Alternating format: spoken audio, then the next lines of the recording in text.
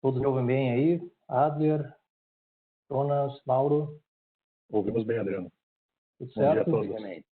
Bom dia a todos. Eu até comentei, o pessoal está entrando aí, eu pedi, coloca uma musiquinha, né, enquanto o pessoal vai entrando.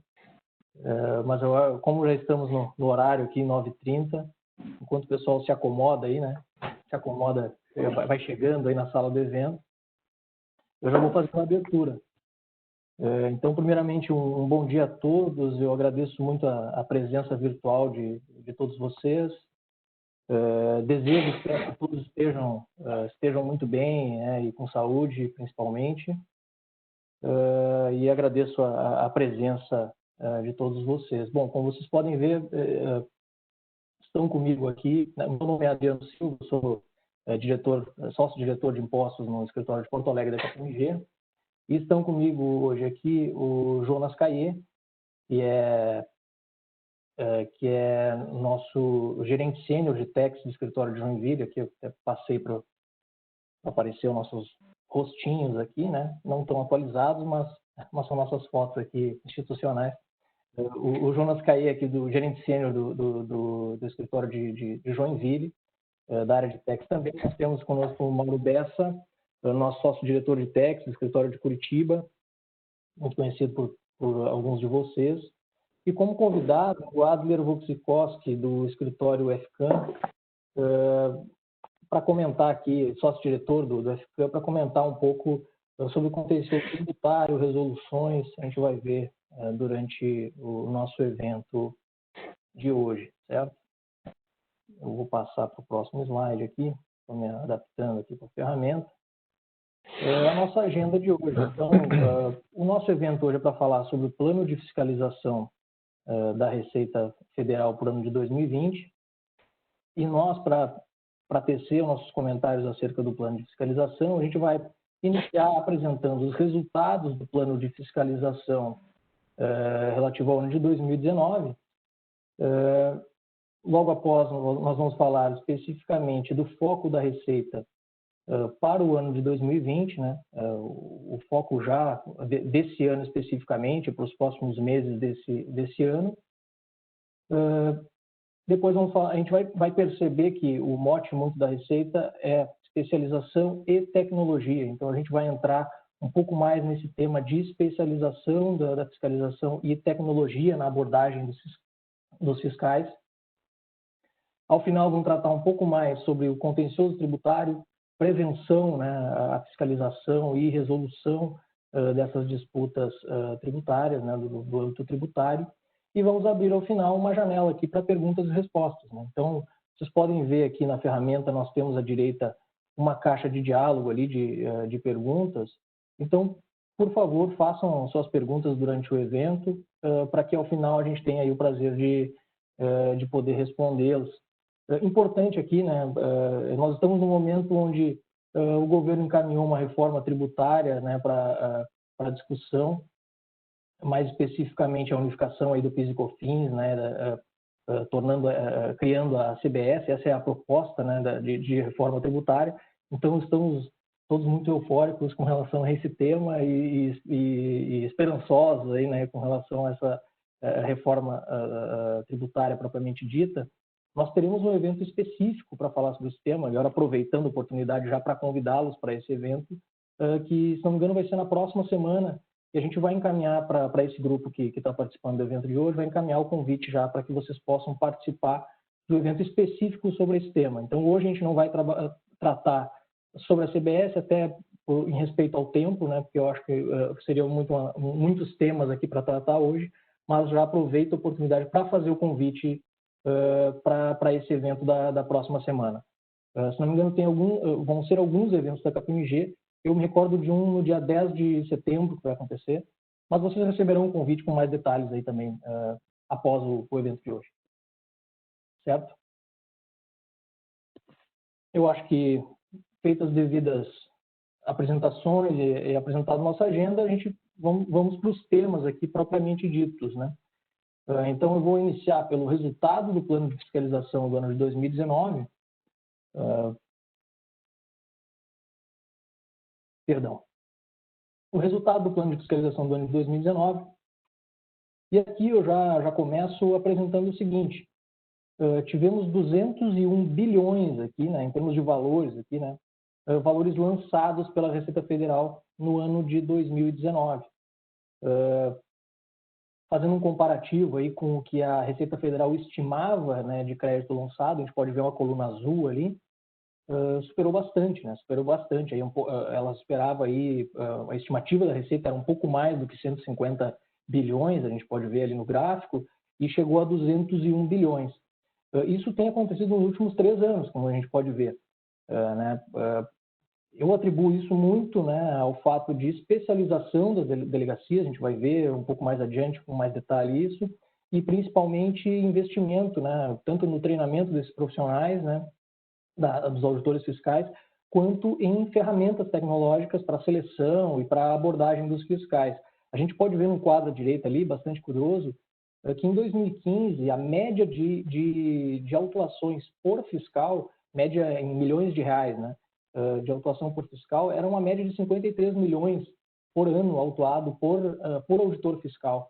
Né? A gente pode ver que essa média ela subiu demais ainda. Em 2019 a gente chega a quase o dobro, né?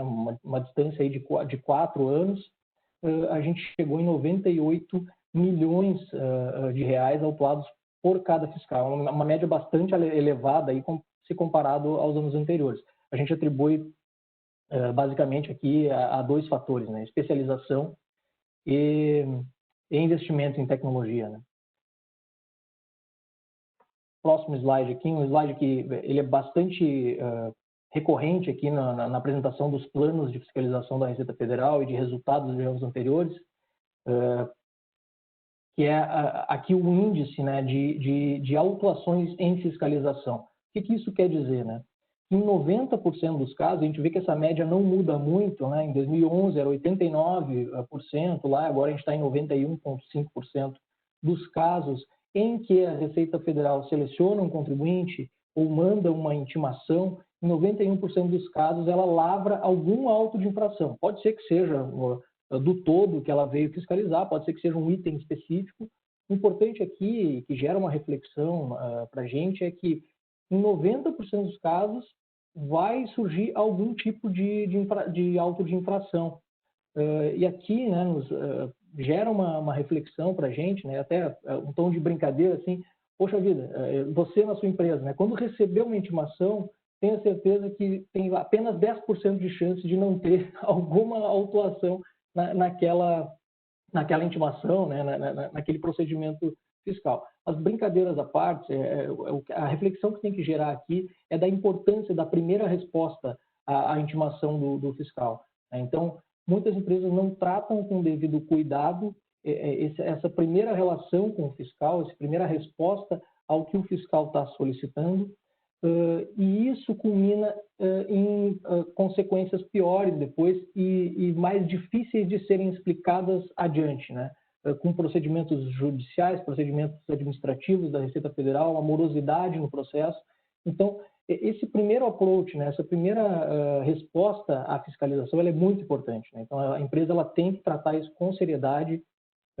Muita gente engaveta, né, a primeira intimação, demora para responder. Então isso eu acho que também se reflete muito nesse número, né, esse 91%, por causa que muitas empresas não tratam com devido cuidado essa primeira resposta à fiscalização. Eu também deixo aberto aqui ao Adler, ao Jonas, ao Mauro, se quiserem complementar e falar comentar algumas coisas dos dados que eu estou trazendo aqui, fiquem bastante à vontade para não engessar muito aqui também a nossa conversa. Acho que, Adriano, obrigado. Eu acho que essa parte aqui, a gente todo ano comenta, né, nesse nosso evento aqui, já é a segunda edição, que o grau de assertividade da Receita Federal, né, tem aumentado a cada ano. Isso, como você falou, por conta aí do uso da tecnologia, que o Mauro vai também explorar mais à frente. Aqui acho que só uma curiosidade, a pergunta não é mais se a empresa já foi autuada. A pergunta é quando, né? Se ela já foi no passado, se ela está sendo, ela será, porque a malha fina realmente está cada vez mais fina. Então, acho que esse é um ponto de atenção. Eles atribuem aqui, né, e quando até geralmente a Receita Federal ela tem uma coletiva para apresentar o plano de fiscalização. Esse ano não teve, né, mas nos últimos 3 anos, se não me engano, com certeza teve. Eles tratam esse índice como sendo, mostrando assim o grau de assertividade na seleção deles, né, na seleção dos contribuintes, né. Então, que 91% dos casos eles ainda lavram com auto de infração. Vamos ao próximo slide aqui. Aqui também, esses dados estão todos no plano de fiscalização, nos resultados, a gente traz com uma roupagem diferente para tornar um pouco mais amigável aqui aos olhos, né, e a gente conseguir comentar os números, né. Então, a gente uniu aqui imposto de renda, contribuição social, PIS e COFINS, como sendo assuntos únicos, né, e a gente vê que o somatório desses dois assuntos, mais a contribuição previdenciária patronal, chega a 80% do total de arrecadação em fiscalizações, né, de lançamentos fiscais aqui no ano. Então, é um valor super alto, são assuntos muito importantes aqui, né? A gente atribui isso muito porque tanto o imposto de renda e RCS quanto o PIS e COFINS, né, a sua apuração propriamente dita é o próprio contribuinte que faz. Então, como diz a propaganda, existem 1001 maneiras de fazer uma apuração de PIS e COFINS, né? Existem 1001 maneiras de fazer uma apuração de imposto de renda e contribuição social. Então, geram várias disputas, né, com essas 1001 maneiras, né? PIS e COFINS é super subjetivo, né? Quando a gente fala de insumo, essencialidade e relevância, imposto de renda é bastante discutível a questão relacionada por exemplo, reorganizações societárias com ganho de capital, lei complementar 160, subvenção para investimento e exclusão. Então, esses embates que tornam a relevância desses impostos aqui nas disputas tributárias tão alta, né? Então, a gente chega a um índice super elevado aqui das autuações. Passando adiante aqui, a gente também tem outro dado importante. Os grandes contribuintes são responsáveis por 80% das autuações fiscais, né? A gente pode ver que essa média não muda muito nos últimos anos, né? Por quê? Porque a Receita Federal realmente foca nos grandes contribuintes, que é onde tem o maior número de operações, maior número de valores envolvidos, né?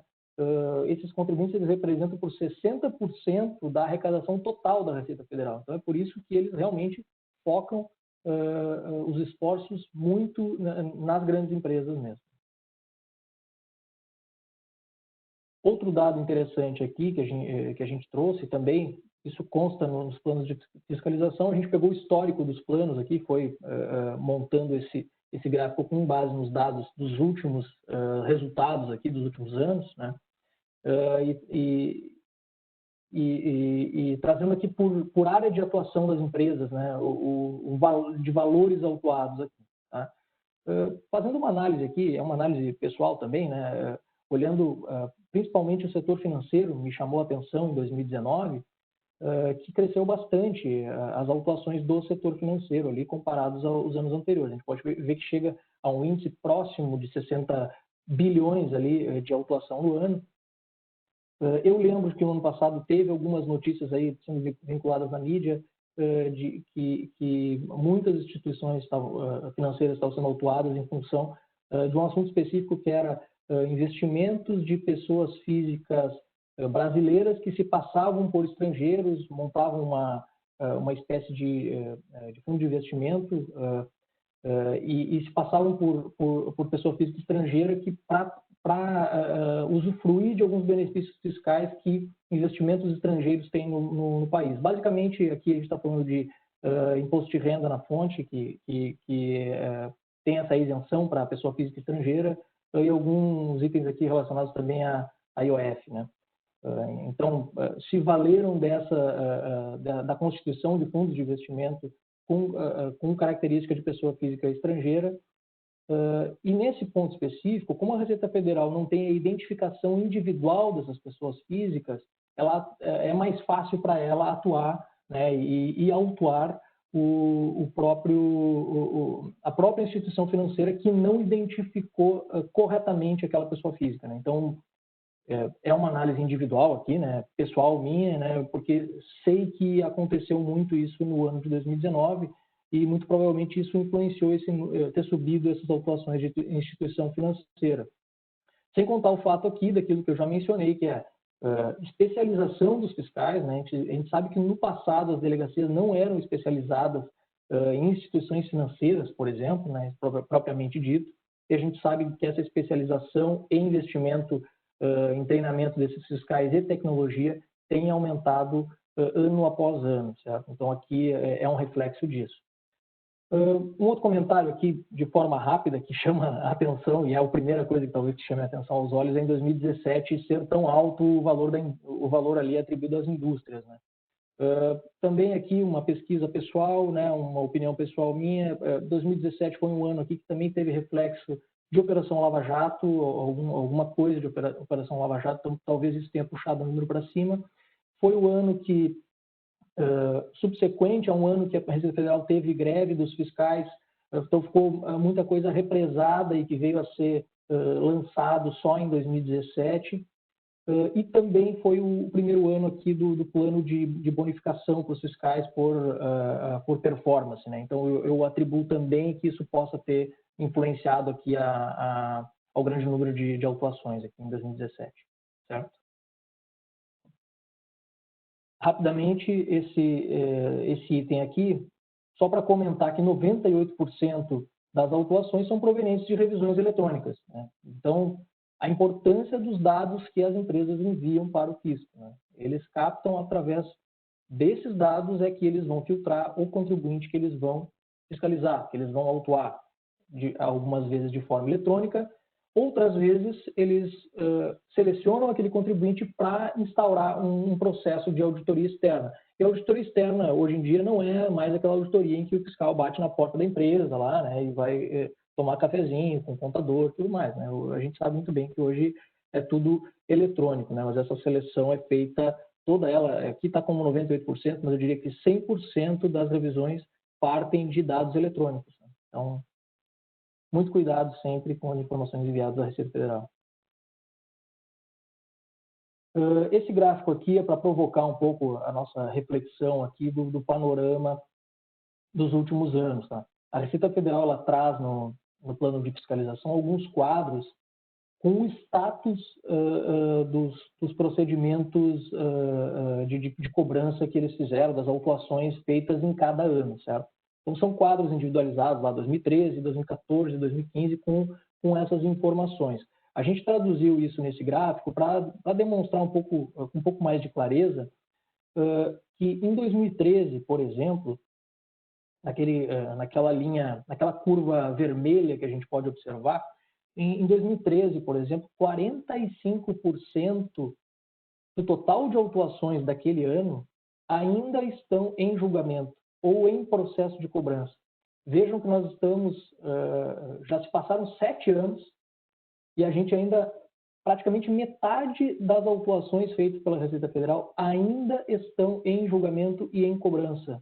Vejam a morosidade do processo administrativo, processo dos assuntos tributários no país, né? Mais do que isso, que torna o custo ainda maior para o Brasil, o custo para as empresas ainda maior. Vejam que em 2013, aquilo que foi autuado, muito provavelmente, dizia respeito a períodos de apuração de 2008, de 2009. Então vejam que nós estamos em 2020 e as empresas ainda estão discutindo autuações de 2013 que dizem respeito a operações efetuadas em 2008, em 2009, ou seja, ainda tem que ter documentação, ainda tem que ter informações para conseguir sustentar essa defesa, esse julgamento e esse procedimento de cobrança da Receita Federal. Então, isso, as disputas tributárias e a complexidade de interpretação da legislação gera todas essas consequências que a gente consegue ver nesse gráfico aqui. Quase 50% ainda não foi resolvido. Então, é incrível, né? É incrível mesmo. A gente vai ver que eu vi no estudo esses tempos que leva em cerca de 19 anos entre procedimento administrativo e judicial de cobrança. Então, é bastante complicado, bastante pesado para as empresas lidar nesse ambiente aqui tributário que a gente tem hoje, né? Tem outros dados que a Receita Federal usa aqui para falar sobre o grau de assertividade, né? Então, ali eles utilizam aquela linha roxa, né, julgado improcedente. Eles olham sempre o ano mais antigo para dizer, olha, em 2013 nós tivemos um índice só de 14% julgado improcedente, né? Então, isso eles tratam olhando para esses anos mais antigos aí, para conseguir medir o grau de assertividade das fiscalizações também, tá? Então, eu acho que agora a gente encerra aqui essa parte relacionada ao plano, aliás, aos resultados do plano de fiscalização, né, aos resultados da fiscalização de 2019, e vamos entrar aqui, o Jonas vai falar um pouco mais para a gente, sobre o foco da Receita em 2020, qual tem sido o foco da Receita e qual será para os próximos meses aqui. Jonas, é contigo, hein? Excelente. Primeiramente, bom dia a todos aí que estão acompanhando o nosso webinar aqui. Bom, se puder então passar aí para mim, por gentileza, os slides. A ideia, obviamente, aqui não é abordar todos os assuntos que estão descritos na apresentação, é uma lista extensa aí para falar. Então, a ideia é a gente repassar alguns dados aqui e o foco da Receita, né? Algumas coisas de destaques aqui que a gente pode colocar da Receita Federal para 2020, tá? Então, esse primeiro slide aqui, basicamente, é para mostrar para vocês aqui qual que é a estimativa de formalização, né, de créditos da Receita Federal em processos de fiscalização para 2020. Né? Então, a gente está olhando aqui algo em torno de 191 bilhões, o que representa um incremento aí de estimativa, algo em torno de 13,76% aí, a mais do que era a estimativa de 2019. Né? Então, teve um incremento bem importante aí.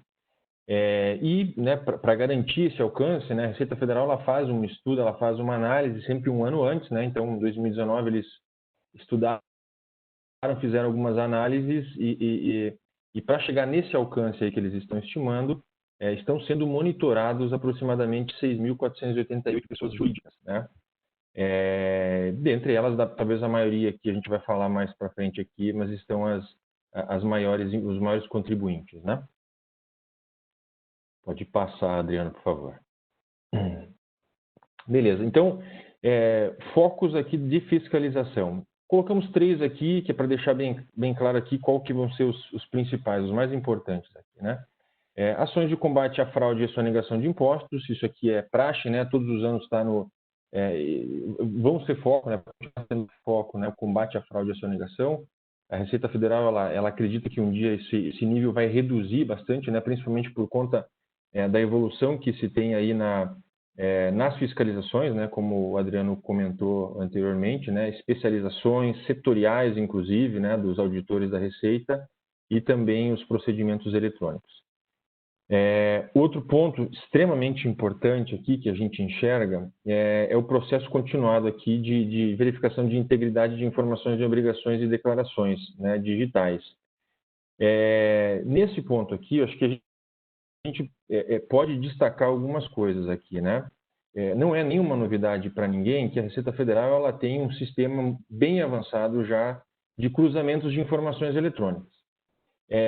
E o foco sempre foi avaliar operações tributárias dentro dessas obrigações acessórias. Mas o que a gente tem notado aqui, talvez por conta desse momento de Covid aqui, a gente pode talvez colocar essa situação, porque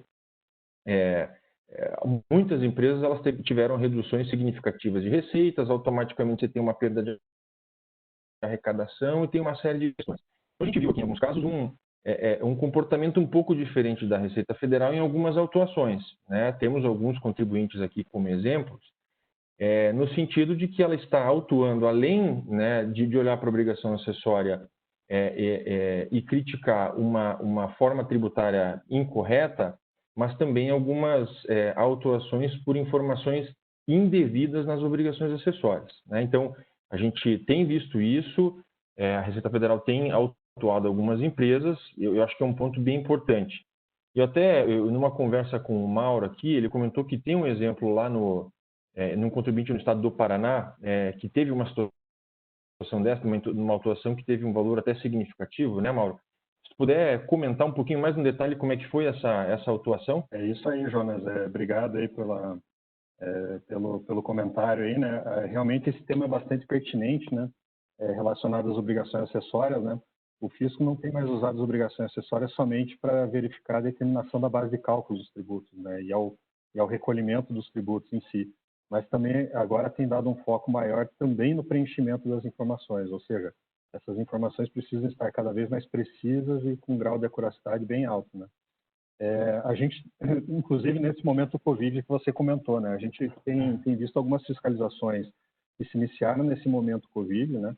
De forma eletrônica, e também já foram concluídas algumas em que houve atuação, né? Justamente também pela questão de base de cálculo de tributo, mas acabou que nos autos de infração que a gente teve conhecimento, a informação indevida ou imprecisa, né, ou incorreta na obrigação acabou se tornando um componente maior no auto de infração do que o próprio tributo, por conta da aplicação, né, da multa, por exemplo, na SF do artigo 8A do Decreto-Lei 15.98/77, que prevê a aplicação de multa de 3% sobre a informação incorreta ou indevidamente informada lá na SF.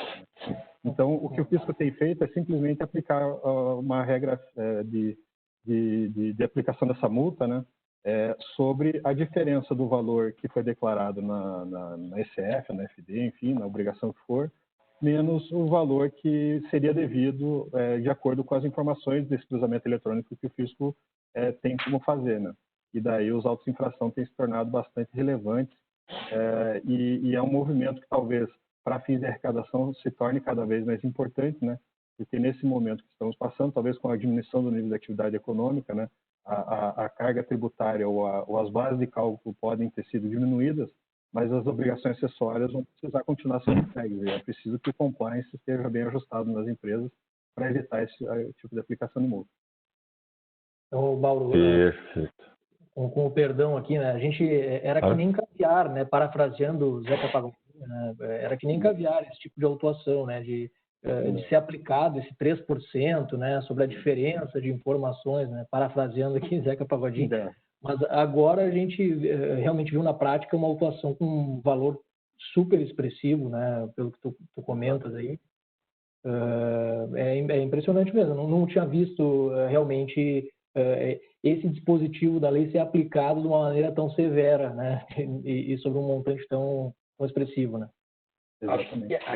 Aqui vale a pena, né, fazendo um spoiler aqui do que iremos falar em disputas tributárias, que vejam a importância, né, para os nossos convidados, vejam a importância do compliance, que é uma informação imprecisa, mesmo que não haja nenhum prejuízo ao fisco, não há falta de recolhimento de tributo, a mera informação imprecisa, ela gera uma multa que é calculada com base na informação a ser prestada. Então, nesse caso que o Mauro falou, e a gente até trabalhou junto nesse caso, a gente está falando, para vocês terem uma ideia, de uma multa de quase 50 milhões de reais.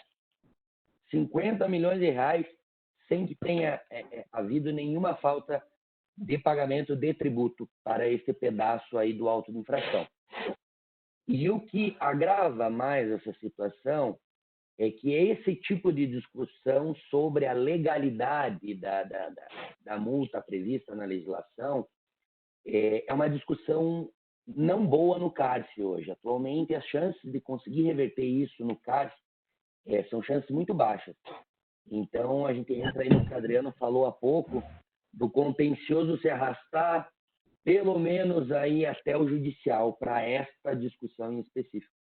Então, esse é um ponto de bastante atenção com relação aí à prevenção, né, de obrigações acessórias que o Jonas está tratando.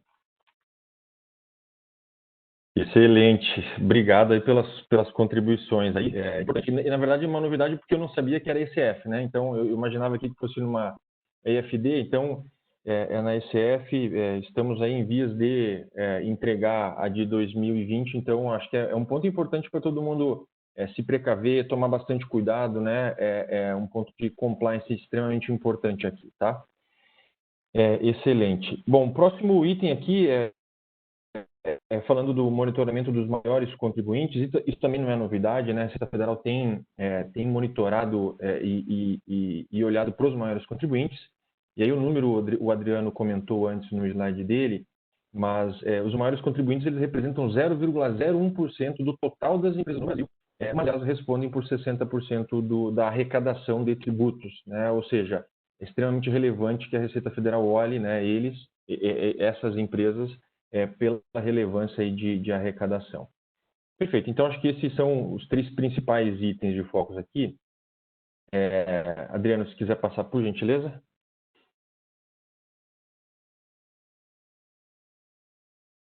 Bom, aqui uma definição aqui dos maiores contribuintes, não vem ao caso eu perder muito tempo sobre esse tema. Os maiores contribuintes eles são comunicados, né, ano a ano que eles estão sendo monitorados.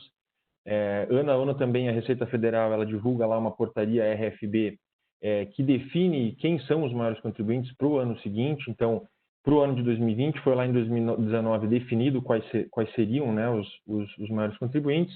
Isso está na portaria RFB. Essas informações para definição elas são relativas ao ano calendário 2018. Então, quem atingiu receita bruta acima de 250 milhões em 2018 seria fiscalizado, monitorado agora em 2020. Mas são informações que estão lá na portaria RFB 235. Pode passar, Adriano, por gentileza. Legal, rapidamente, porque eu acho que eu estou com o tempo um pouco estourado aqui, mas alguns destaques aqui do plano de fiscalização para 2020, né? Central de Balanços é algo extremamente novo aqui, né? A Central de Balanços ela começou um projeto lá em 2006. Esse projeto ele ficou estacionado ao longo dos últimos anos aqui e com a evolução do ambiente SPED, o SPED fiscal, contribuições contábil e todos eles, ano passado ele foi reativado, né? Então, hoje existe uma obrigatoriedade aí para algumas empresas, né, é bastante restrito hoje ainda, de apresentar os balanços nesta central de balanços, né? E por que eu estou trazendo essa informação aqui, né? Estou trazendo informação porque é mais um mecanismo digital, é mais uma informação que a Receita Federal vai ter em mãos, né? E ela pode utilizar aí ferramentas para trabalhar com os dados que estão nessas informações da central de balanços e eventualmente para utilizar nas fiscalizações, né? Porque a central de balanços ela serve para você divulgar e publicar as demonstrações financeiras e todos os dados contábeis. Hoje a obrigatoriedade ela se restringe às companhias fechadas, tá? Que é o que está previsto na norma, mas ela também é a opção para todos os contribuintes que queiram publicar e divulgar as demonstrações financeiras. E tem algumas situações, alguns benefícios que elas trazem lá, que é redução de custo, né, por conta da publicação que hoje tem que ser em diário oficial, em jornais, que tem um custo elevado, e na central de balanços ela é gratuita. Então, só para resumir, por que a gente trouxe isso, de fato é mais um mecanismo, né?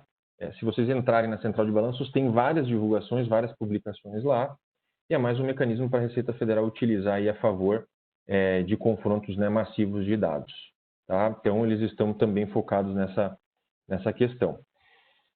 Outro item importante aqui é desenvolvimento de novas ferramentas. O Adriano já antecipou bem aqui, o Mauro vai entrar mais no detalhe aqui, mas de fato existe um investimento muito forte em novas ferramentas e uma preocupação da Receita Federal com relação a ativos que estão no exterior e que não são declarados aqui para a Receita, né?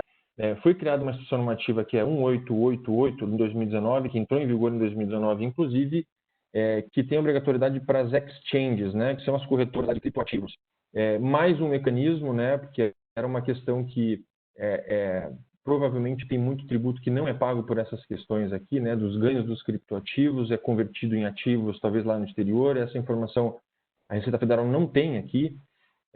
E com base nos acordos também internacionais, a Receita Federal ela vai conseguir, agora com essa declaração que está prevista na IN 1888, que já está em vigor, fazer também confrontos com bases massivas de dados aí. Então, essa é uma questão bem importante e relativamente nova aqui, porque a gente está falando com menos de um ano de atividade. E por fim, aqui, também acho que super importante, o que é sempre objeto de fiscalização da Receita Federal são os planejamentos tributários aí e as reorganizações societárias, né? Se a gente for olhar, talvez o Adler depois pode fazer alguns comentários aqui sobre decisões do CARF, né, e jurisprudências que já estão muito consolidadas em relação à reorganização societária. Contribuintes continuam reorganizações com objetos exclusivos aí de redução tributária e não olhando para a questão do negocial, né, do propósito negocial dessas reorganizações que deveriam ser observadas. Então, a Receita ela vai bater bastante em 2020 nos planejamentos tributários, né? É uma questão que eles deixaram bem claro aí no plano de fiscalização. Excelente. Adler, não sei se você quer comentar agora, deixar para fazer um comentário em relação à jurisprudência relacionada a esses planejamentos, mas o que eu tinha para repassar de destaque eram esses aqui, pontos, além de vários outros, mas enfim, o plano de fiscalização está aberto, lá é público para todo mundo ver, e eventualmente se alguém quiser discutir num momento subsequente aí qualquer ponto, a gente permanece à disposição sobre os temas, né? Legal, Jonas. Eu não sei se o Mauro está por aí. Oi? Oi, Mauro. Eu acho que esse ponto dos planejamentos, lá no final a gente vai falar do contencioso e eu acho Perfeito. que a gente amarra lá com outros detalhes aí para não atrapalhar a dinâmica de vocês. Legal. Então, Mauro, fique à vontade aí, eu passo a palavra para ti. Obrigado, Jonas. Bom, agora nós vamos tratar um pouquinho sobre a especialização e capacitação dos fiscais da Receita e também o uso de tecnologia nos procedimentos de fiscalização. A Receita tem investido cada vez mais aí no uso de tecnologia, né? E como vocês podem ver nesse relatório aqui do Ministério da Economia, né? Em 2019, a Receita gastou mais de 57 milhões de reais em serviço de tecnologia da informação e comunicação, né? Ou seja, isso representa aqui mais de 67% dos investimentos que a Receita fez em 2019. Por quê? Porque a tecnologia que é um dos drivers, né? Um dos pilares que a Receita tem se utilizado para justamente conseguir ter esse grau de assertividade, esse grau de acuracidade nas fiscalizações e também no monitoramento dos contribuintes. Enfim, não é novidade para ninguém a questão da tecnologia da Receita, né? A Receita sempre foi a Receita Federal do Brasil, talvez no âmbito mundial, aí sempre foi uma autoridade fiscal de vanguarda, né? Sempre esteve à frente aí em termos do uso de tecnologia, cruzamento de dados, né? O ambiente SPED, de certa forma, é algo que é inovador para o mundo, né? Aqui no Brasil já se tem nota fiscal eletrônica há muitos anos, enquanto que alguns países ainda não têm esse mecanismo, né? Então, nesse ponto, a Receita realmente ela tem esse foco e esse viés tecnológico, né, desenvolvimento tecnológico. E se puder passar para o próximo slide, Adriano. E a própria Receita ela faz as melhorias nas ferramentas tecnológicas, seja com o uso, né, de ferramentas internas, né, os próprios fiscais fazendo o desenvolvimento de softwares e também de tecnologias, né. A Receita, por exemplo, fazia uso, né, do sistema ARPIA, que foi desenvolvido com o ITA junto com a Unicamp, né, que é um software que tem sido utilizado aí bastante nas fiscalizações para esse cruzamento massivo de dados. Então, a própria Receita Federal tem inteligência tecnológica para poder fazer essas melhorias e esses incrementos nas ferramentas e os desenvolvimentos necessários. E, além disso, né, tem utilizado sistemas externos, como, por exemplo, o T-Rex, que é um supercomputador da Receita, aí, da IBM, né, que é um computador que tem uma capacidade absurda ali de processamento de dados, né, e que tem melhorado cada vez mais a utilização, né, e o grau de precisão e também a velocidade, né, de processamento das informações. Alguns anos atrás a Receita demorava mais de 6 meses, um pouquinho, né, demorava bastante tempo ali para fazer o processamento das declarações por pessoa física, né?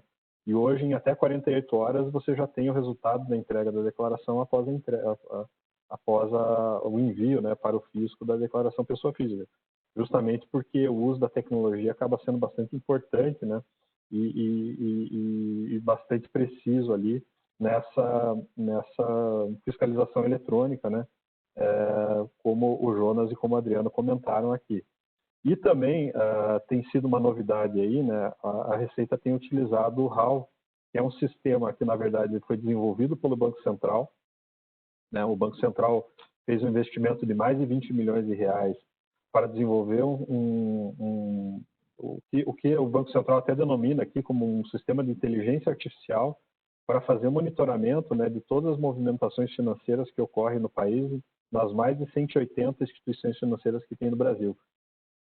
Então, e esse sistema ele tem uma capacidade também bastante grande de processamento de dados. Em apenas 3 ou 4 dias ele conseguiu fazer a varredura, né, das movimentações financeiras das mais de 180 instituições financeiras que tem no Brasil. Então, é um sistema bastante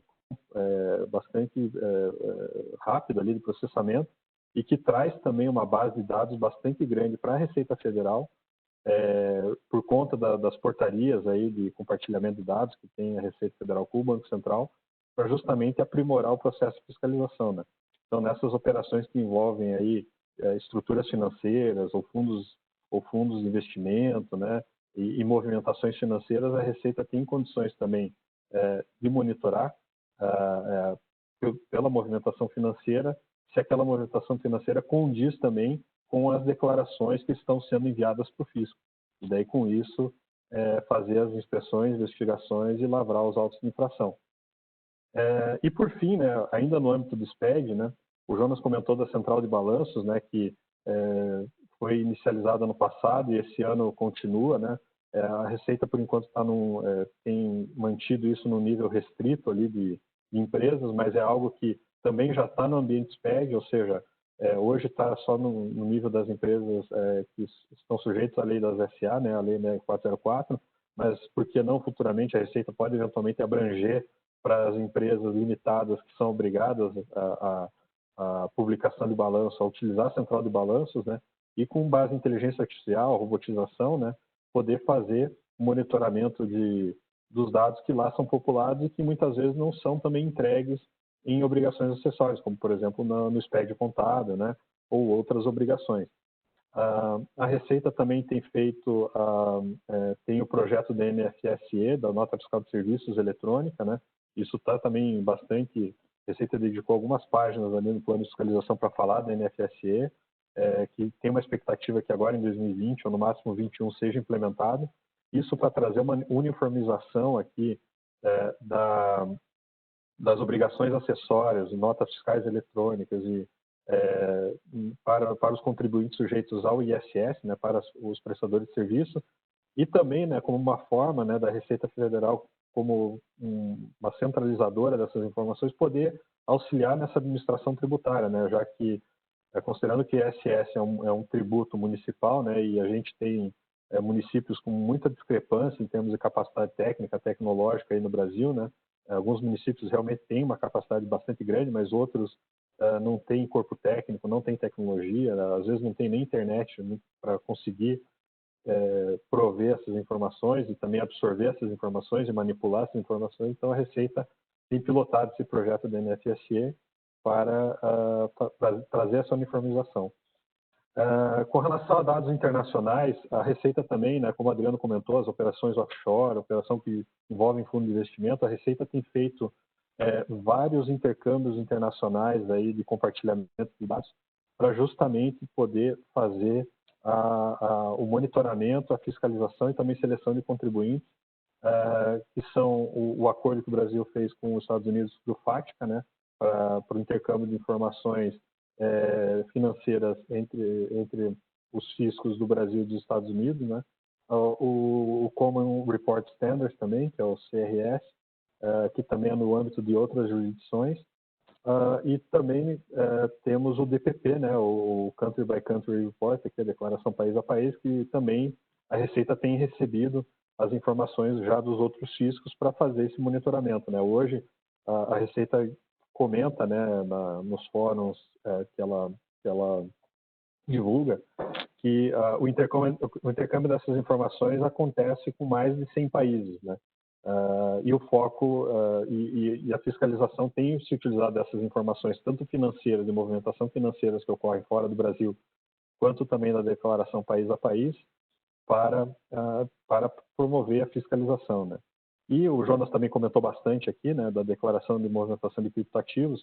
Então, por conta aí das novas estruturas de negócios, né, e das criptomoedas, blockchain e tudo mais, a Receita também ela tem tentado se manter atualizada e lançou essa nova obrigação acessória, né, para monitorar esse tipo de operação e também poder ter o alcance ali da tributação, né, para as operações envolvendo criptomoedas. Enfim, né, a Receita ela tem usado bastante a tecnologia, né, na fiscalização, nos procedimentos de fiscalização, e tem sempre se mantido atualizada, lançado cada vez mais novas aplicações, novas ferramentas aqui, e também feito acordos internacionais, né, para que o movimento dos contribuintes brasileiros ocorra, né, e a Receita daí consiga, com isso, fazer uma seleção melhor, fazer um monitoramento melhor dos contribuintes e também executar com mais precisão as fiscalizações, que é o que esse plano tem se mostrado cada vez mais. E agora, passando para o campo da especialização e capacitação, né? Então, como a gente estava comentando, né, eu acho que são os dois grandes pilares aqui da Receita para alcançar esse sucesso e esse grau de precisão na fiscalização, né? Que é justamente o uso da tecnologia, como a gente falou, mas também a especialização e a capacitação dos fiscais da Receita, né? Então, já não é novidade para ninguém que a Receita faz uso, né, e tem delegacias especializadas para promover as fiscalizações, né? É sabido aí que a Receita tem, por exemplo, né, a delegacia especial de instituições financeiras, tem a delegacia especial de maiores contribuintes, delegacia especial de fiscalização de comércio exterior, a delegacia especial de pessoas físicas, a delegacia especial de administração tributária, né? Então, a Receita Federal já tem utilizado, né, ou já tem criado as delegacias especializadas para justamente fazer esse monitoramento por atividade econômica ou também por tema tributário. Mas, além das delegacias especiais, no âmbito das delegacias regionais, né, como, por exemplo, a 9ª região aqui, né, aqui no Paraná, a Receita Federal, nas regionais, também mantém, né, um nível, núcleos, né, de especialização por tema tributário, né?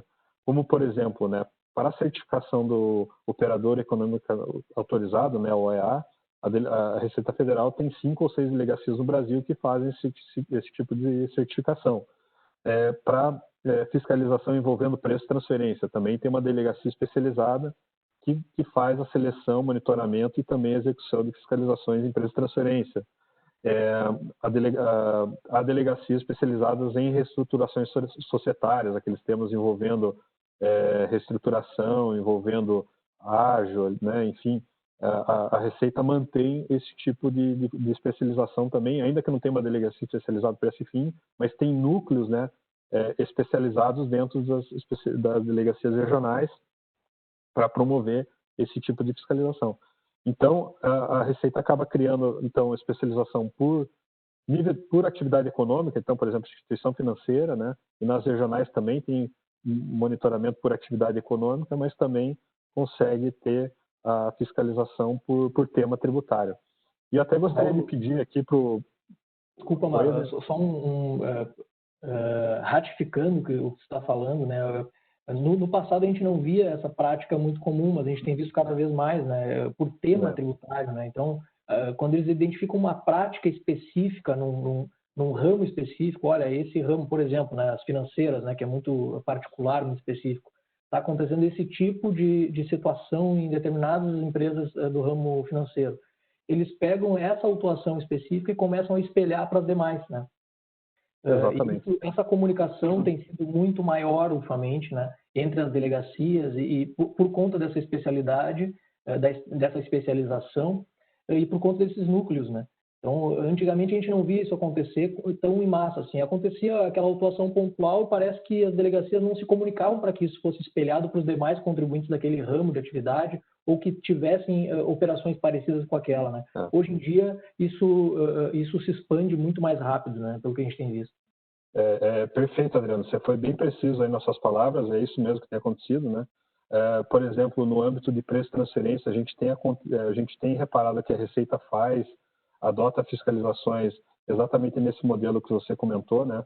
E ela separa muitas vezes por tema tributário e por setor de atividade. Então, por exemplo, citando essa prática de preço de transferência, né? A gente tem notado nos últimos anos, nos últimos, 8 anos, né? Que a Receita tem feito, por exemplo, fiscalizações de preço de transferência em setores específicos, né? Por uma rotação por setor, né? Então, por exemplo, né, alguns anos atrás, o setor automotivo foi bastante fiscalizado, né? Houve várias fiscalizações ali de preço de transferência no setor automotivo, tanto montadoras quanto fornecedores, né? Depois disso passou para as farmacêuticas, né? Então, as farmacêuticas foram bastante fiscalizadas, né? Então, ela separa, talvez, por tema tributário e por setor de atividade, para promover essa especialização, né? Porque é isso que você comentou, né? Se ela vê que um contribuinte está incorrendo naquele erro tributário, vamos colocar assim, é fácil para ela, pelo uso da tecnologia, pelos dashboards que ela tem, a fazer o comparativo, a fazer o benchmark. Opa, deixa eu ver se esse erro acontece nos demais, né? E com isso poder fazer uma fiscalização praticamente do setor como um todo, e não da empresa A, B ou C especificamente, né? E eu queria até pedir a palavra para o Ader aqui, né? Para comentar, como é que você tem visto as fiscalizações aí, né? Ou melhor, a especialização, né? A especialidade da Receita nas fiscalizações aí nos contribuintes. Poderia comentar um pouquinho? Obrigado, Mauro. Eu acho que esse ponto ele é talvez aqui um dos pontos altos, né, do nosso evento, em não só saber o que está escrito no plano, que o plano prevê essa capacitação, prevê toda a melhoria, uso de tecnologia, agregar valor aqui em dizer que isso está acontecendo, né? Vocês citaram alguns casos aí, o Mauro citou várias delegacias especializadas que as empresas já conhecem, né? A DEINFE, a DEMAC, os grandes contribuintes, instituições financeiras. Agora, o que não fica tão aparente são essas especializações por região. E você comentou muito bem, Mauro, alguns núcleos especializados. E qual a consequência disso para o contencioso tributário? A consequência disso é que o nosso oponente, numa disputa tributária, que é o fisco, ele está melhor capacitado, ele está mais especializado. Então, tem um caso recente que a gente tem visto aí desde o final do ano passado, um setor bastante específico, que é do agronegócio e das cooperativas, um movimento de autuação de uma operação muito específica, é um contrato de integração rural que existe entre cooperativa e produtor rural, que nunca foi objeto de questionamento, é uma prática muito comum, sem entrar em detalhes técnicos aqui.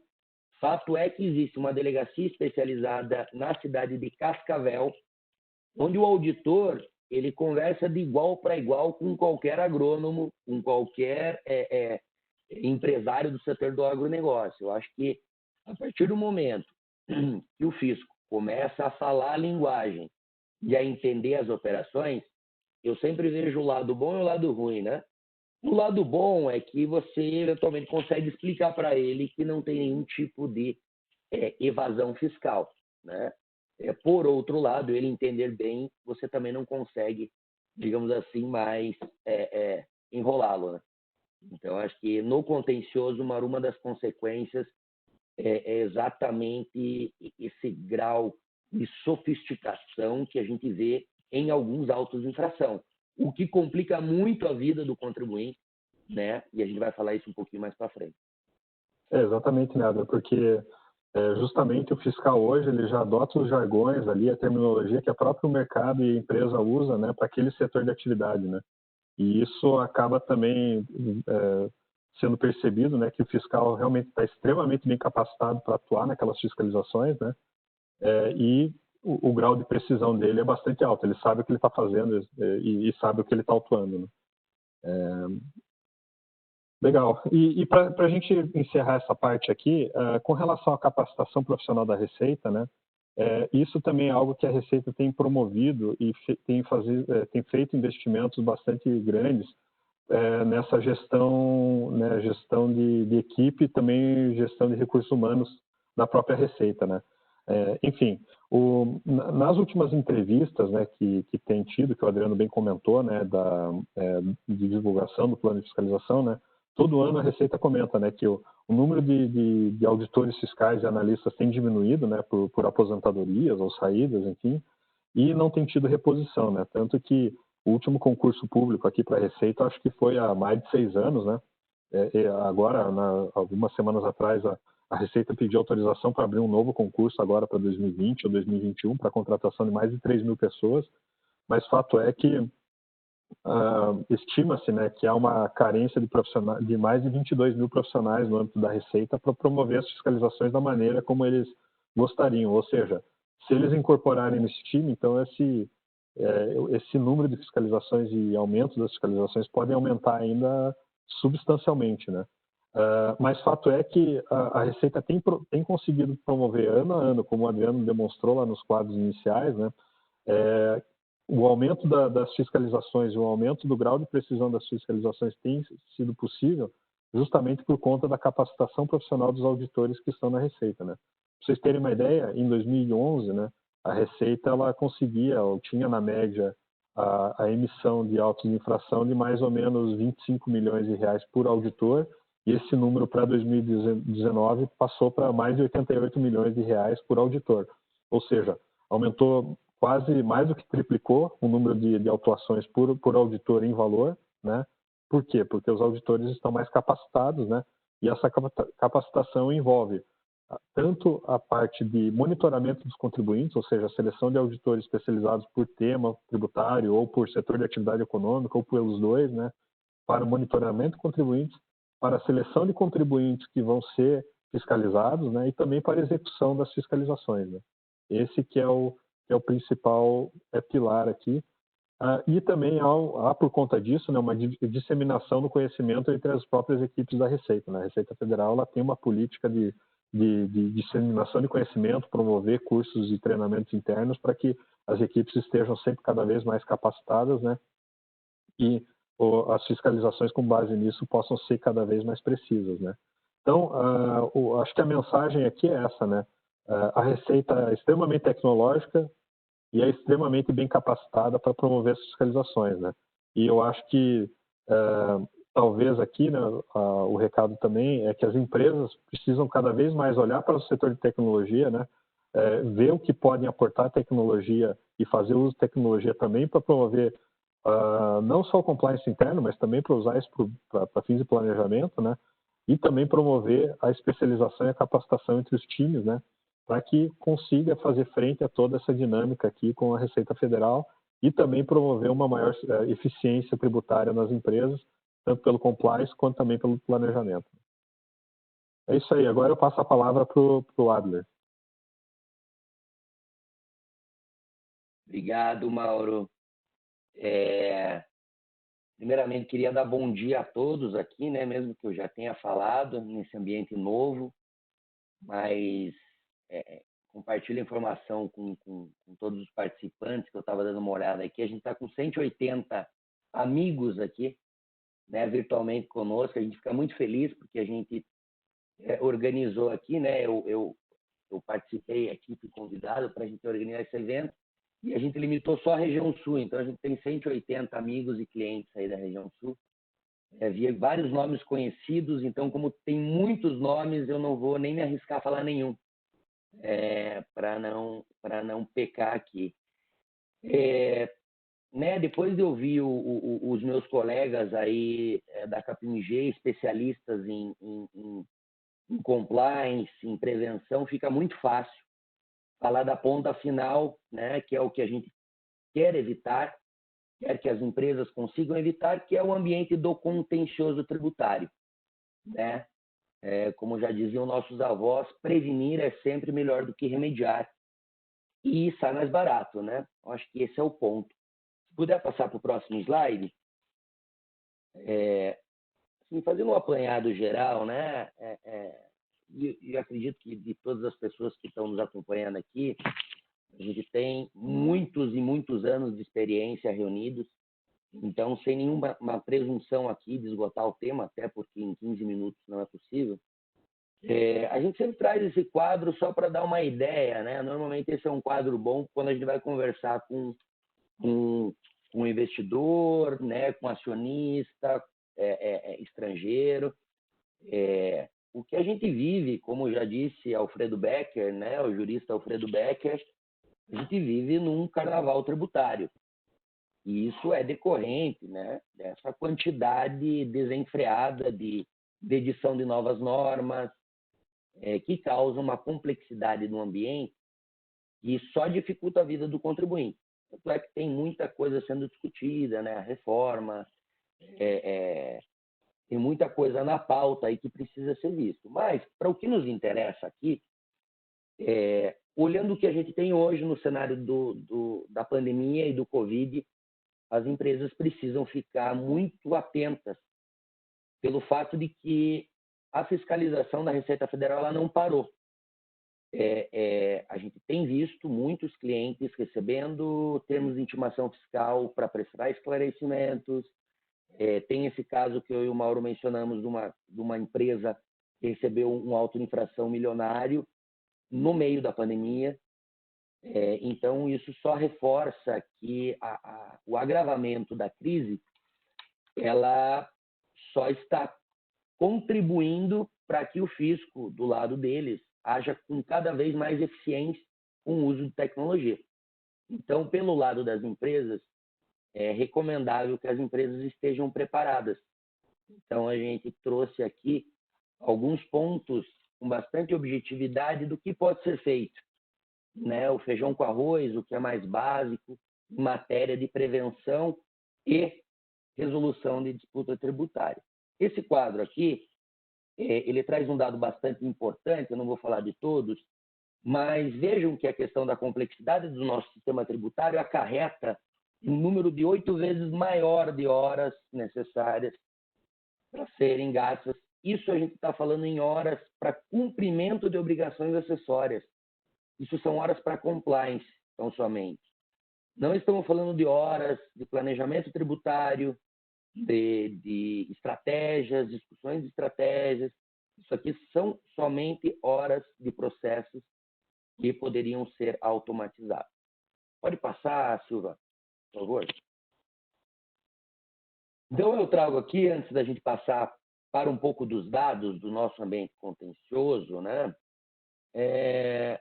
Algumas imagens que nos facilitam a vida em ver como as coisas estão funcionando, né? Então, na primeira imagem, a gente tem ali um Estado, uma máquina pública pesada, né? Um glutão, poderia dizer assim, um glutão, e quase não dá para ver na imagem, mas se vocês prestarem um pouco atenção, tem uma pessoa ali, né? Retratado como, aparentemente, um trabalhador ali, pequeno, né? Que a gente poderia dizer que são os contribuintes.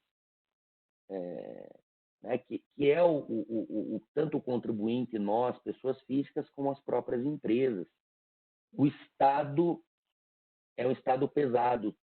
Eu costumo dizer que muita gente, né? Precisamos da reforma tributária, precisamos da reforma tributária. Eu, Adler, pessoalmente, eu entendo que a gente está começando a discutir a caixa d'água sem discutir as torneiras.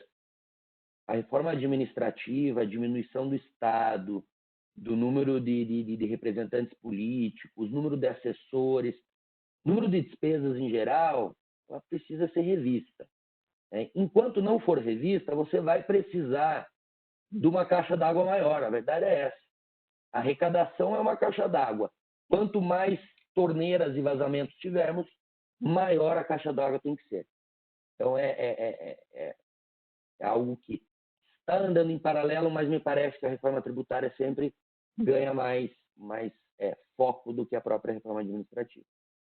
E do lado aqui, tem uma outra imagem que ela resume tudo que meus amigos da KPMG já falaram, né? A questão da foco da fiscalização, utilização de tecnologia e as operações de fiscalização minuciosas, né? No detalhe, são operações detalhadas, enfim. Silva, você pode passar, por favor? Aqui, de uma forma bem rápida, até porque iremos compartilhar essa apresentação, acredito que o pessoal da KPMG vai compartilhar com todos os convidados depois, para vocês verem a diferença do incremento de julgamentos no âmbito das DRJs. Tá? O que é DRJ? Delegacia Regional de Julgamento, em primeira instância. É a primeira instância administrativa, onde são julgados as manifestações de inconformidade, as impugnações administrativas, a primeira linha de julgamento na esfera administrativa. De um ano para o outro, de 2018 para 2019, são os dados que temos hoje, teve um incremento de 10% no aumento dos julgamentos, tá? Resultando em 205 bilhões de autuações fiscais julgadas. Pode passar para o próximo, se é só uma curiosidade do número da DRJ. No CARF, a gente também tem, vejam que tudo, vejam como aquela primeira fase que o Adriano trouxe com relação aos dados da fiscalização, quando a gente segue uma linha até o contencioso administrativo, que é no âmbito do CARF, que é a segunda linha de julgamento administrativo, né, o Conselho Administrativo de Recursos Fiscais, a gente tem um aumento significativo, né, de julgamentos e valores envolvidos. Então, vejam que em 2011 haviam lá quase 20 mil acórdãos julgados, num valor total de 76 milhões de reais. E quando a gente tem esse quadro do lado, são informações oficiais do CARF, a gente tem menos de 10% de valores cancelados. Né, de 76 milhões de reais de autos de infração julgados, apenas 5 milhões, né, 5 bilhões aqui, perdão, 5 bilhões foram cancelados. E vejam que esse número foi aumentando e a proporção também, ela vai aumentando, né? Você pega ali nos anos de 2018, 2019, você tem algumas razões para esse número ter crescido, que é um repique dos anos de 15 e 16, lembrando que em 2015 tivemos as sessões suspensas por conta da Operação Zelote, e no ano de 2016 as atividades do CARF foram reduzidas por conta do novo regimento interno, houve a proibição de advogados de grandes escritórios que tinham processo contra a União pudessem ser conselheiros, então a gente teve aqui uma redução desse número. Mas só para vocês verem a curiosidade do como o volume do contencioso ele vem aumentando. Eu acho que esse quadro serve para a gente chegar a essa conclusão.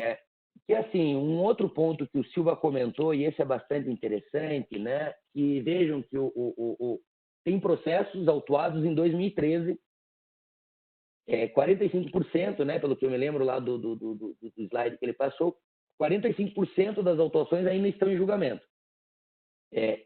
Na semana passada, para vocês terem uma ideia, trazendo uma historinha aqui de um caso concreto, na semana passada, um cliente nosso recebeu a intimação da primeira decisão da DRJ de um caso que a gente fez a defesa exatamente há 8 anos atrás, eu me lembro muito bem, há 7 anos atrás, a gente foi para Caxias do Sul, ficamos 3 dias, nevou nesse ano em Caxias do Sul, então os caxienses, se tiver algum caxiense aqui presente, vai se recordar, porque não nevou pouco, chegou a branquear a cidade bastante, acho que uns 5 centímetros de neve. Eu não sei se não nevou ontem em Caxias, viu? Eu sei que em Gramado nevou, né? Mas é uma coincidência, né? A gente está falando sobre isso. Coincidência. Não, e marcou, porque eu estava lá com o gerente, né? O Guilherme Farias, que é o nosso gerente responsável pelo Ferraz Camargo e Matsunaga Advogados em Porto Alegre, pelo estado do Rio Grande do Sul.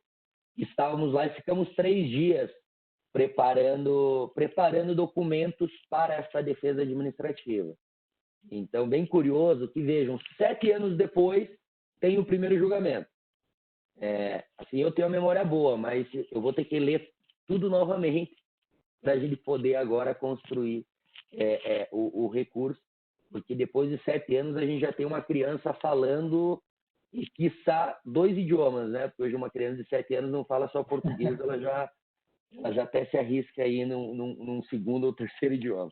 Adler, outra preocupação aqui, né, falando de tanto tempo assim, são os profissionais da empresa, né, porque em 7 anos troca muita gente, né, as pessoas que praticaram essa conduta tributária lá no passado, né, no caso aí foi uma questão de 2013 relacionada a anos anteriores, né, provavelmente, então a gente está falando de 7 mais 5, né, daqui a pouco.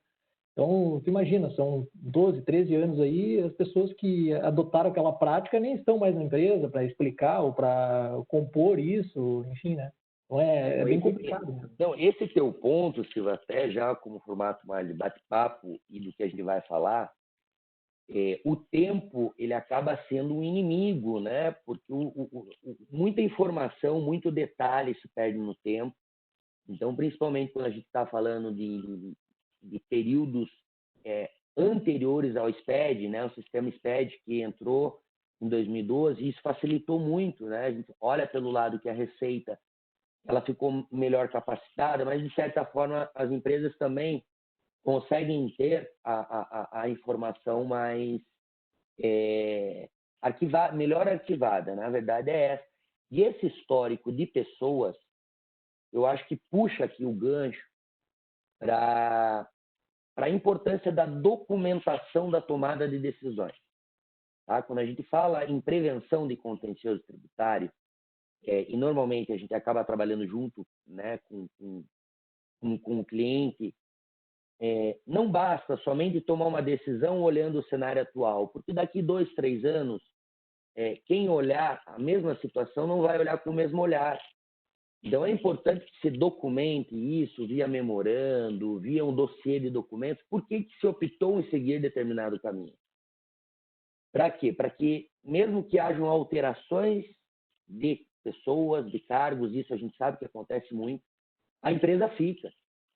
Isso não pode virar, né? Quantos amigos e clientes eu já ouvi falar, puxa, eu estou vivendo um inferno aqui, porque eu estou com algumas heranças, acho que o termo é esqueletos no armário, né?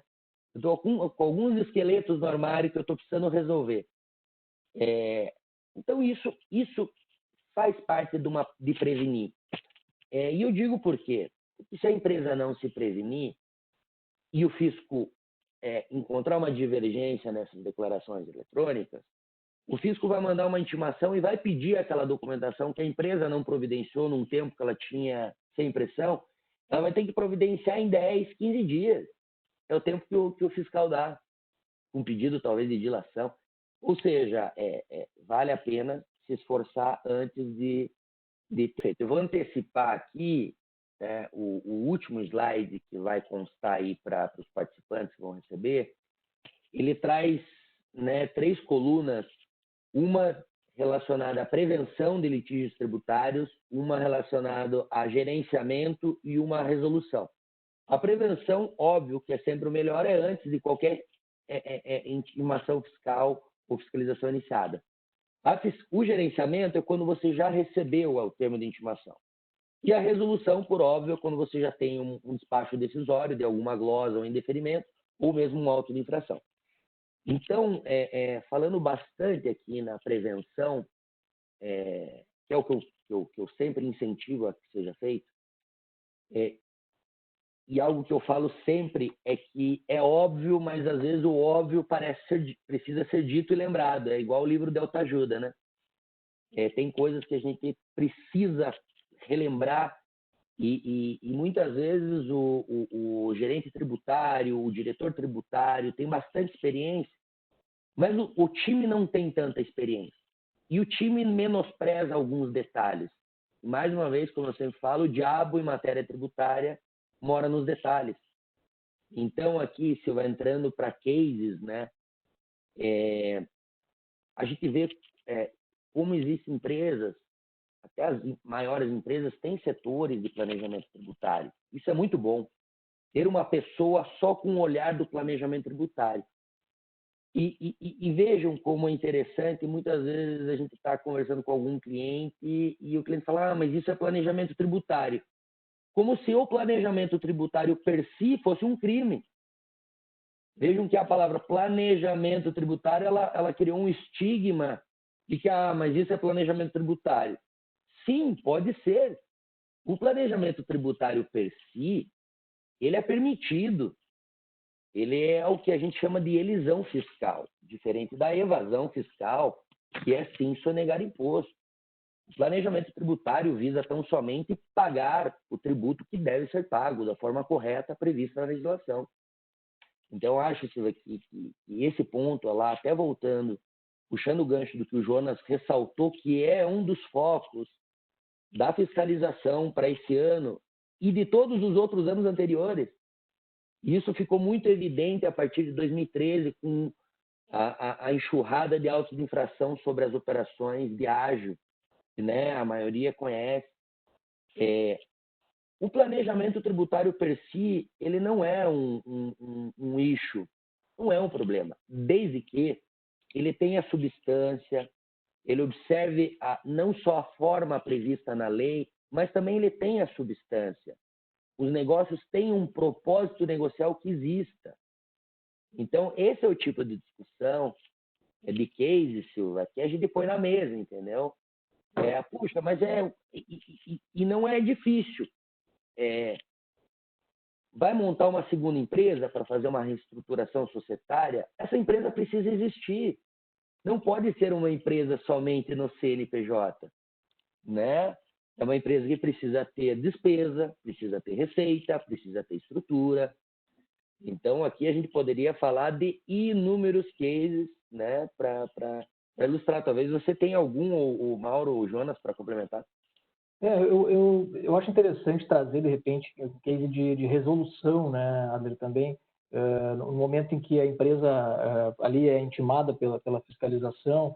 A gente tem muitos casos aqui, né, e cada vez mais nos últimos anos, aí, da discussão da essencialidade e relevância para o PIS e COFINS, por exemplo, né, onde a empresa, no momento de se defender disso, ela pode usar alguns artifícios aí, como promover laudos de constatação, né? Então, tem envolver engenharia, envolver empresa especializada que possa gerar esse tipo de informação com mais, digamos, gabarito, né? Onde a Receita Federal vai entender isso, que, bom, então, de fato, essa empresa está se defendendo de uma maneira adequada, né?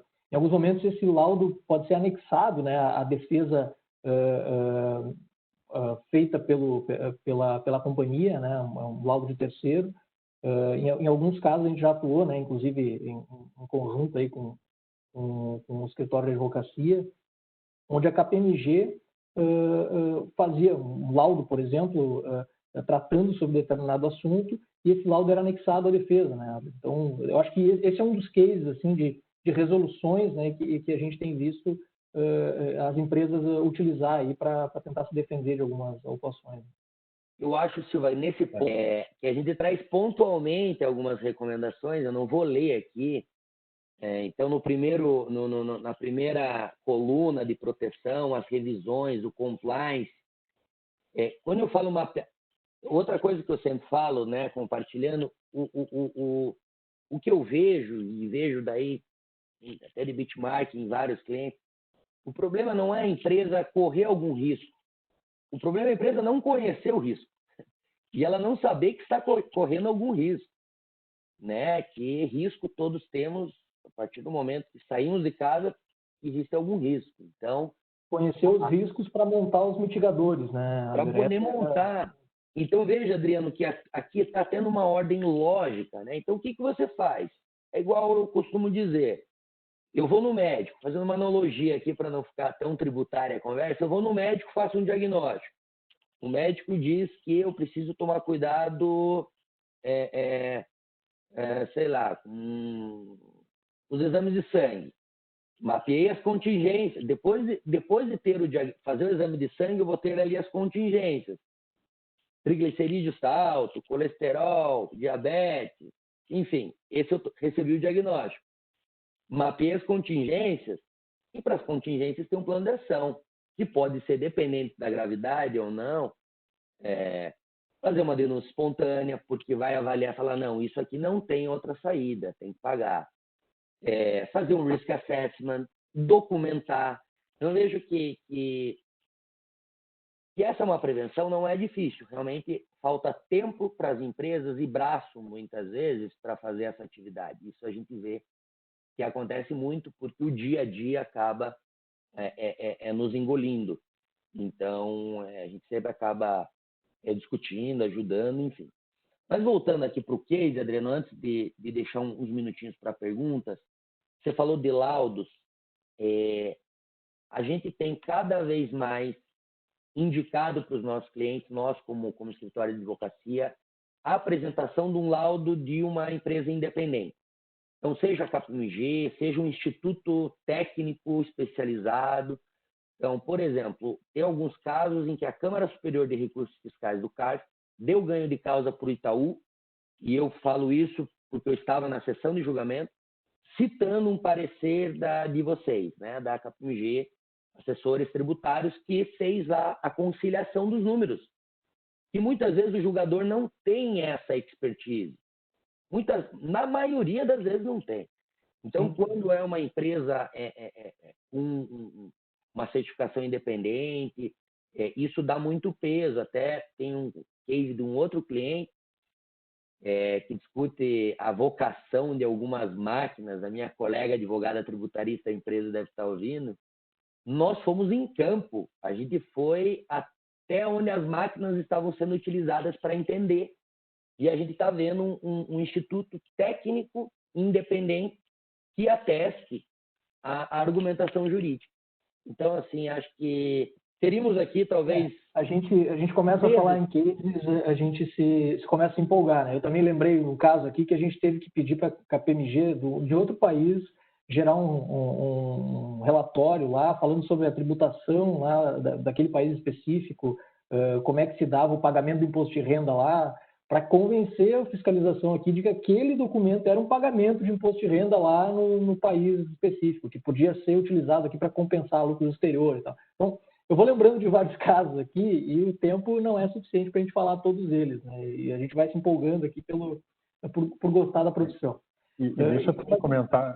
Claro, Mauro, por favor. Não, a gente precisa ir para perguntas e respostas. O último aqui, antes de perguntas e respostas, também, né? Acho que foi comentado pelo Adler ou por você aqui durante a fala, né? E esse primeiro contato com a fiscalização ele é bastante importante, né? E muitas vezes a gente consegue derrubar autuações ou diminuir bastante as autuações por conta da troca de informações, a defesa prévia ali, né? Elaboração de uma defesa prévia ali, ou um termo de esclarecimento, alguma coisa assim. E com isso a gente consegue derrubar bastante ali os valores envolvidos, ou até mesmo anular a atuação já numa etapa inicial, né? Sem necessariamente se recorrer aí a um contencioso administrativo, né? Mesmo da própria intimação, né? Exatamente. Mauro, aproveitando o gancho do Mauro, Silva, e não te atrapalhando, mas entrando numa primeira pergunta que eu vi que tem aqui, qual a melhor forma de prevenção, então, se o fiscal já iniciou a fiscalização? Vejam, é exatamente o que o Mauro falou. Quando a gente fala em prevenção, eu sempre digo, né, quem já participou do evento no passado, sempre lembrem daquela frase de julgamento de filme americano. Tudo o que você disser poderá e será utilizado contra você no dia do seu julgamento. Então, na dúvida em responder um termo de intimação fiscal, apresentar documentação, é melhor falar pouco, porque aqui também o contribuinte não pode exercer o direito do silêncio, como tem em matéria penal, porque se o contribuinte não responde nada, ele vai ter uma multa agravada por embaraço à fiscalização. Então, precisa responder, mas o que responder? Então, bem em linha com o que o Mauro mencionou e com a pergunta que foi feita, a melhor forma de gerenciar uma disputa tributária, uma vez recebido o termo de intimação, é olhar com toda a atenção do mundo, tentar adivinhar ou prevê o final aonde que o fiscal quer chegar. Então, a resposta pode ser uma resposta de uma página, mas por detrás dessa uma página tem muitas horas de estratégia, um xadrez. Inicia-se um jogo de xadrez. Então, a cada peça movimentada pelo contribuinte tem uma peça movimentada pela Receita. Eu acho que respondendo a pergunta, Silvia, se quiser passar para as próximas. Legal, legal. Não, a gente tem algumas perguntas aqui, em benefício do tempo, a gente não vai conseguir responder todas elas, a gente está com todas elas aqui anotadas e a gente, após o evento, pode responder, entrar em contato com vocês. Eu queria aqui fazer Jonas, sorteia uma pergunta para a gente aí, faz aquele sorteio assim, puxa um papelzinho aí e responde aí, por favor, uma delas aí para a gente no tempo que... Tá bom. Te botei na fogueira, é isso? Não, tranquilo, eu tô com as perguntas aqui. Tem uma pergunta do João Neri Batista de Mello aqui. As multas por informações incorretas ou inexatas, se retificada a ECF ou ECD antes de procedimento fiscal, também ficam sujeitas a multas exorbitantes? Se você retificar, João, a tua declaração obrigação acessória antes de qualquer procedimento fiscal, você não fica sujeito a multas, né? Agora, se você for intimado a prestar ou ajustar alguma informação, aí sim você fica sujeito, porque a Receita Federal já viu que você já prestou uma informação incorreta ou inexata, mas aí você tem uma redução de 50% da multa. Então, esse é o detalhe aqui, e aí os percentuais eles continuam os mesmos ali previstos na legislação. O que eu acho interessante comentar aqui também, e que é trazido no plano de fiscalização, a autorregularização, né? Então, os fiscais eles têm dado oportunidade à empresa corrigir, né, a informação antes dele iniciar o procedimento e Perfeito. dito. Então, muitas vezes ele até levanta o telefone lá e diz, cara, aconteceu assim, sabe? Já vi casos, né, de identificar uma inconsistência de informação e tentar que a empresa faça a autorregularização antes de propriamente fazer lavrar a autuação, né? Exato. Para não perder espontaneidade, né? Eu acho que assim, uma vez o fiscal iniciou a fiscalização, você perde a espontaneidade e segue o que o Jonas falou. Eu aproveito e respondo uma pergunta aqui do meu amigo Franco. Ele perguntou judicialmente a probabilidade de defesa dessa autuação por divergência da falta de informações nas obrigações. Então, eu respondo aqui. Administrativamente, as chances são muito baixas. Tem um precedente do CARF, como eu mencionei, de 2019. Né? E no judicial, a gente tem uma discussão com relação à proporcionalidade e razoabilidade de multas. Então, a gente tem no STF algo a ser julgado, mas, assim, as chances são melhores no que no administrativo. Daí vai depender, claro, do valor autuado versus a infração ali cometida para ter uma proporcionalidade, mas o melhor caminho é sempre retificar e arrumar antes, né? Do que qualquer briga administrativa ou judicial. Pessoal, uma última pergunta aqui também. Respondendo na última aqui, tem uma pergunta do Marcos Martins, né, sobre a questão do olhar da Receita ou fiscalização sobre fundos de investimento, né, que não tem tributação só na retirada do JCP, né, juros sobre capital. Legal. Na verdade, isso está no plano de fiscalização, né, a Receita tem olhado cada vez mais para operações envolvendo fundo de investimento, principalmente para fundos de investimento que são, em tese, constituídos fora do Brasil e que estão investidos no Brasil por conta da isenção que traz no imposto de renda também nessa forma de investimento.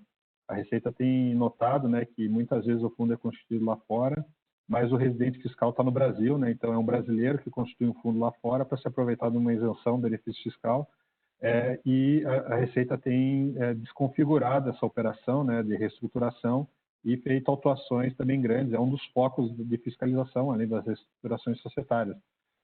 Isso é só um exemplo aí de operação envolvendo fundo de investimento, mas fundos de investimento no geral é um dos principais assuntos sendo fiscalizados, tanto é que a linha de serviços financeiros teve esse salto grande de fiscalização que o Adriano comentou, né? Inclusive equivalendo ali em número de autuação com as indústrias, por conta disso, né? Por conta da fiscalização envolvendo fundos de investimento.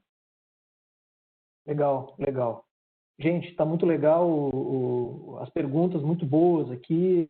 A gente vai se dedicar a responder elas depois do evento aqui, entrar em contato com vocês. Desde já eu agradeço novamente aqui a participação de todos, a conexão aqui. Desejo que continue todos bem e com saúde. E a gente vai enviar para vocês aí o convite para participação aí no nosso evento também, que vão tratar sobre a reforma tributária e CBS. Então a gente conta com a participação de vocês também. Muito obrigado mais uma vez. Pessoal, obrigado. Tchau, obrigado. Pessoal, bom dia a todos. Bom dia a todos. Tchau.